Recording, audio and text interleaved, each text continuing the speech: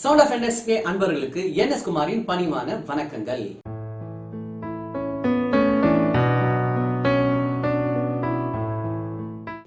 அதாவது இன்னைக்கு நாட்டில் எல்லாருமே சொல்ற ஒரு பெரிய வார்த்தை, எனக்கு கஷ்டமா இருக்கு. ஸோ எதுல தான் கஷ்டம் இல்லை அப்படின்னு நீங்க பாத்தீங்கன்னா, தோசைய நின்று ஊத்துறோம், அதுல கால் வலிக்கும், கஷ்டம்.